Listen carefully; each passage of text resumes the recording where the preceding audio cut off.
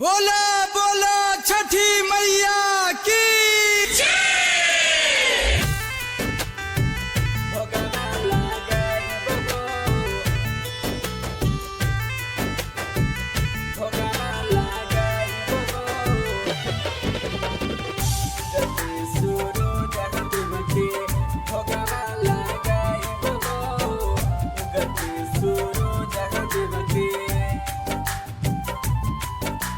Music by Manikant Sulu. Mixed by Ranjit Yadav.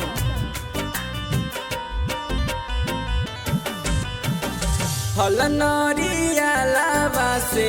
सुपवा सजाई बहो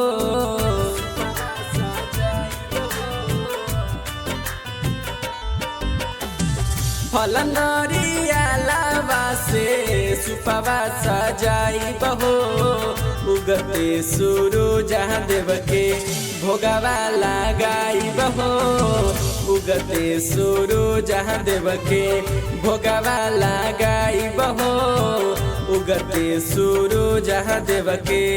गाय के घिरुआ से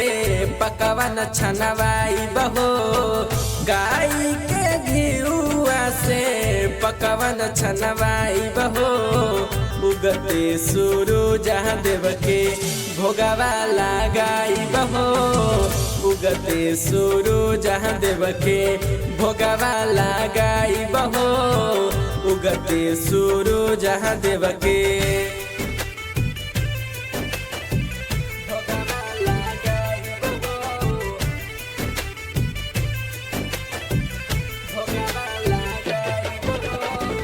Music by Manikant Sulu.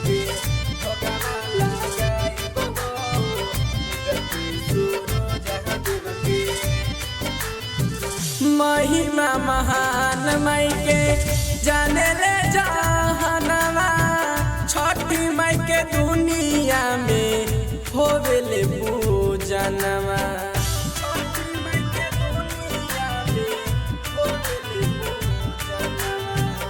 महिमा महान माई के जाने ले जहानवा छठी माई के दुनिया में होवेले पूजनवा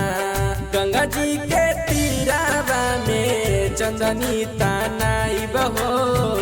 गंगा जी के तीरावा में चंदनी तानाई बहो उगते सूरज देव के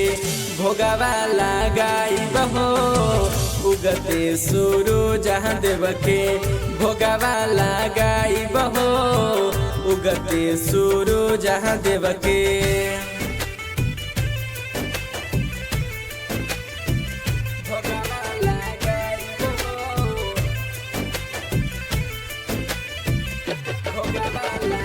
Music by Manikant Sulu.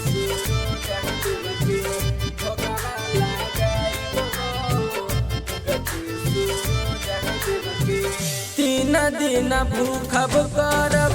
Chhath के बरतिया दोनों बेरा माई के उतारब यरतिया